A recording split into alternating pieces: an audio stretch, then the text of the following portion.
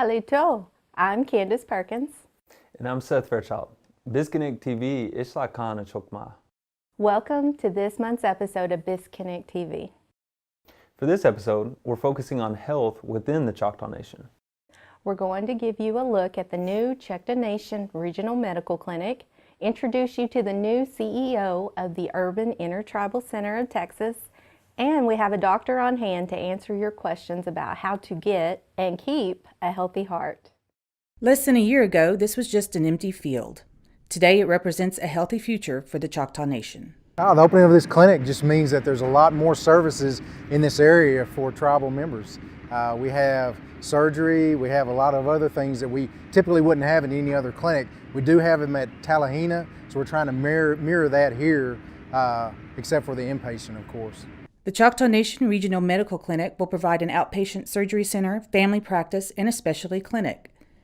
A drive-through pharmacy will also be located in the main clinic building, an on-site lab, a state-of-the-art radiology department, dental services, optometry, behavioral health, podiatry, pediatrics, and urgent care are just a few of the services that will be provided.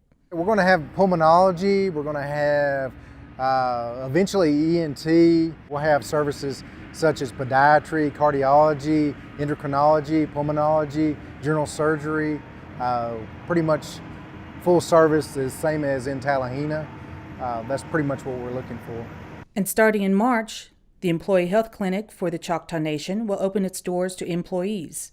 The clinic services all Native Americans and Alaskan Natives with a CDIB card. Well, day one, we're going to focus on primary care. That'll be your family practice, pediatrics, those such things. And then, of course, we'll have pretty much all the radiology and lab and everything like that. But the dental and the psychiatry and some of those more specialized services, cardiology, it'll probably be 2 weeks before we're up and running with that. To schedule an appointment or make a chart, call 1-800-349-7026 or get the Choctaw Nation Healthcare app available on the App Store and Google Play. This is Ronnie Pierce reporting from the site of the new Choctaw Nation Regional Medical Clinic in Durant for BTV. The main clinic will be open Monday through Friday, 8 a.m. to 4:30 p.m. and can be used by any Native American or Alaskan Native with a CDIB card.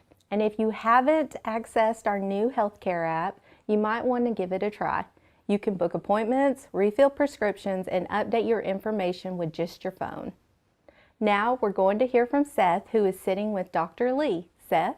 Thanks, Candace. Welcome to our new segment, Ask the Doctor, or in Choctaw, Alikji'i Ponaklo.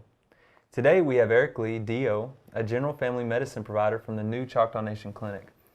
Welcome, Dr. Lee. In recognition of Heart Health Month, we've asked the Biskinik readers to send in some health questions. Okay. And we'd like you to answer them. All right, sounds good. Sheila has a couple of questions. Okay. Number one, do Native Americans have more issues with their hearts than other races? Okay. Yes, unfortunately, yes. The number one killer for Native Americans is cardiac disease. And unfortunately, Native Americans actually have a 20% increase than other races. Okay. So it's definitely something that we have to watch closely. It's more than likely linked to, diabetes. Native Americans have increased risk for diabetes. With that, they have an increased risk for heart disease. But yes. Next one is from Stacy. Okay. She says, I smoked a pack a day for 15 years. I quit 3 years ago. Okay. How much has my risk of heart disease been lowered? That's a good question. So, with someone that has smoked, say that like this person smoked, you say a pack a day? Yeah, for 15 years. So for a long, long time. The benefit of smoking cessation actually is immediate. So they may have, changes in their blood pressure right away. They may have change in their heart rate essentially right away. After a year, their risk of cardiac disease will decrease by 50%. Very significant. So right away. And then, it takes a little bit longer to get back on track to someone that maybe had never smoked before. We're looking at 15 years to where they can actually level off to be, have a risk of that of someone that's never smoked before in their lives. Well, thank you for joining us today. In the coming months, we'll have physicians in the studio to answer your health concerns. Please send us any questions you may have related to your health, and maybe you'll hear it read on an upcoming episode. Send them to biskinik@choctawnation.com and be sure to type Ask the Doctor in the subject line. In early January, the Board of Trustees of the Urban Intertribal Center of Texas appointed a new Chief Executive Officer. Here to tell us more is Tvshka. Angela Young, newly appointed CEO of the Urban Intertribal Center of Texas, or UITCT, is focusing her talents to provide even better care and services for Native Americans in the DFW Metroplex. The Urban Intertribal Center of Texas is a nonprofit organization that serves the American Indian and Alaska Natives that live primarily in the Dallas-Fort Worth area, but however, we serve the entire state of Texas. Angela has worked in several areas of UITCT and brings over 20 years of management experience to her position as CEO. In 2002, I myself relocated to the city. After working almost 13 years with the Choctaw Nation, decided to move to Dallas to work for Urban Indian Healthcare. And from that point on, with my experience in grant writing, which I learned all of that with working with the Choctaw Nation, I used that experience and was able to help the Urban Indian Health Program expand their programs as well. So through that knowledge, working with the tribe has been very beneficial for me in my position that I have today. I've been with the organization now for almost 15 years. August will be 15 years. I'm a very proud Choctaw to be working here, and we have many, many Choctaws that come here to receive services. It's a benefit as soon as you walk in the front door. We are the only urban program of its kind in the state of Texas. We are the largest health care for American Indians in the state of Texas as well. Angela is also on the board of directors for the National Council of Urban Indian Health in Washington, D.C. Look for more of Angela's story in the March edition of the Biskinik. This is Tvshka reporting from the Urban Intertribal Center of Texas in Dallas for BTV. The UITCT provides a medical and dental clinic, a pharmacy, a diabetes program, health education, and much more. For more information, you can visit uitcct.com or click on the link below. Here in the studio to talk about Choctaw Nation internship opportunities is Ronnie Pierce with a guest from Human Resources. Today we're talking to Sharon Dodson from Choctaw Nation's Human Resources Department, and she's here to tell us about the 2017 internship program with the Nation. Welcome, Sharon. Thank you for joining us. So why don't you tell us a little bit about who can apply? Any high school senior can apply that is going to enroll for college, or any college student, Choctaw college student can apply on our website, careers.choctawnation.com. And what is the process? What do they have to do? Just go to our website and apply. They can upload a resume and a cover letter if they'd like to, and give us a little information on there. And what are some of the services they could be working for once they get here, once they're accepted?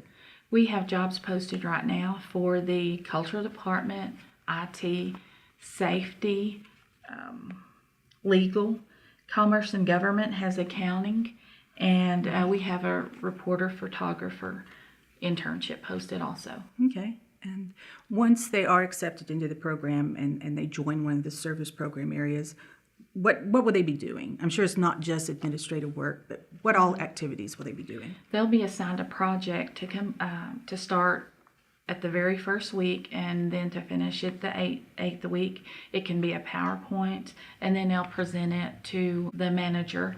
It's going to pretty much show what they've learned, what they've done. I will also have training every Monday, real work-life training. And what schools are usually represented in the program? Right now we have OU, OSU, Harvard, University of Texas, University of Arkansas, Southeastern, Murray State College, but we'll have more, and that's just what I've seen so far. Okay. And we're only in our first week of applicants, so we'll get more schools. Mm-hmm. And how long does the internship last? Until July the 21st. The first day is May 29th, and then it'll last through July the 21st.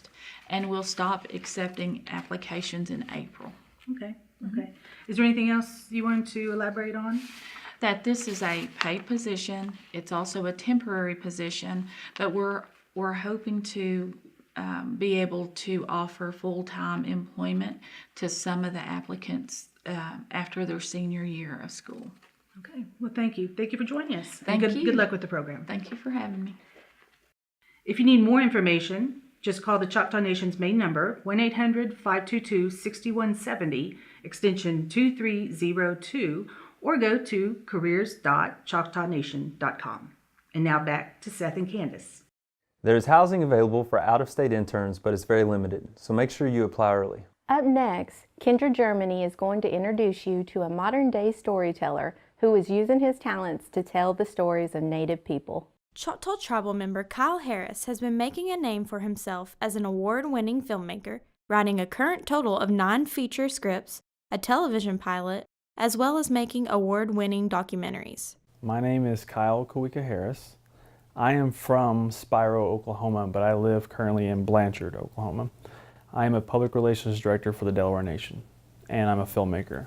I've done 11 short films in the last couple of years. I've done some music videos in New Mexico for a band in LA. I've also done 2 feature-length documentaries. One was called The Return to the Homeland, The Water Gap. It dealt with tribal youth going back to their ancestral homelands. And then I just recently finished a film in Standing Rock, North Dakota, that dealt with the Standing Rock Sioux Nation and the opposition to the Dakota Access Pipeline. And currently I'm done with that one. It's just finishing up in post-production, but then I'm also moving forward right now on a screenplay that I wrote for a feature film this fall. Standing Rock was interesting. Okay, I'm Native American. I have it, the Choctaw Nation, working with the Delaware Nation. My mother's Hawaiian. But even even having tribal liaison badges and stuff like that, and I had a hard time there. We had some equipment get broken there. I guess there's this heightened, there's a sense of there's stress in the camp there, and I look for the human stories. I look for the stuff that's important. I was sitting there watching these videos at my desk one day, and I was like, why am I not there? Why am I not, capturing this footage better? It's painting camp in sort of this negative kind of atmosphere, and it seems like the only thing that's kind of really going on there is just this opposition, these 2 forces butting heads.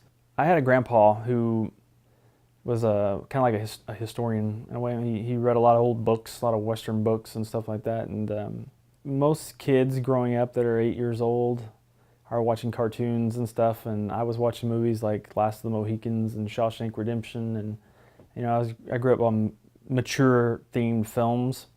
It's the reason why I write these types of films that I write. These these like throwbacks to the outlaw culture films of the 60s and 70s. And being Choctaw now is very important to me. So it's something now, working with the tribes, that I relate to these more personal things that are going on in the world, as far as environmental, things and more cultural things, and just the more nature aspect and stuff. Look for more of Kyle's story in the March edition of the Biskinik. This is Kendra Germany reporting for BTV.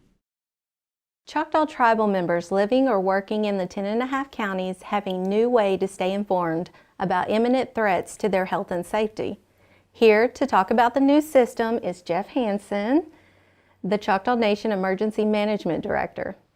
Can you tell me a little bit about the new system? Sure. We purchased a system through Everbridge, which is a national notification system. And it's an opportunity for us to be able to push emergency alerts out to our tribal citizens to warn them of anything from a flash flood hazard, possibly a tornado, things of that nature. And it's an easy way to get that information out quickly. So who exactly is eligible to participate in this program? So anyone who lives within the 10.5 counties or works within the 10.5 counties that's a tribal member is eligible. We are trying to keep it to 1 enrollee per household, but that means you can have multiple modes of communication listed under that registration for that household. Okay.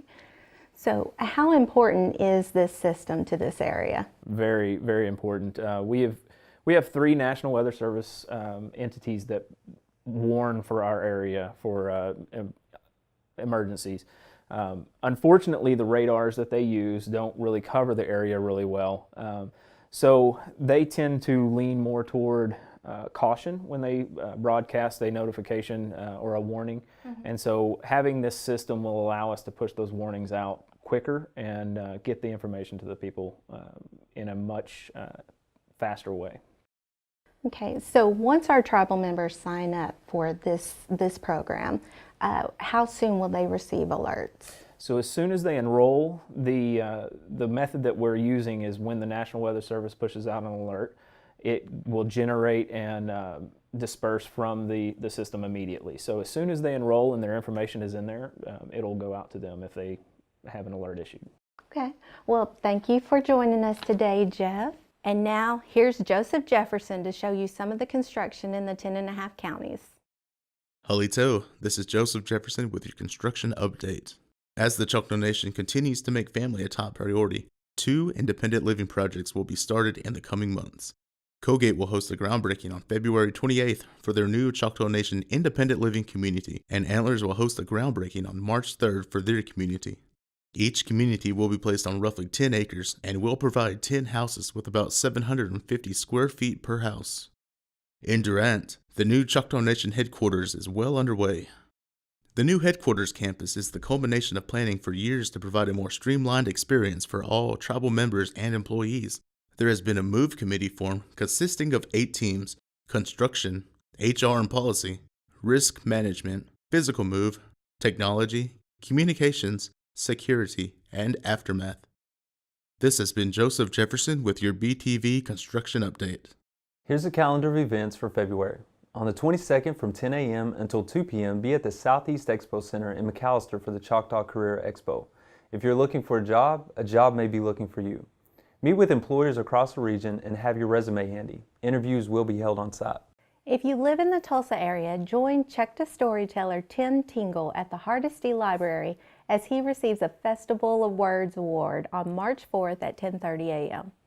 Enrollment is underway for the 2017 and 2018 Head Start school year in your area. To enroll, stop by your local Choctaw Nation Head Start or call 1-800-522-6170, extension 2219. That's it for February, the Crane Month, or Watanlok Hashi. Hashi minti pa ichipisa chiki.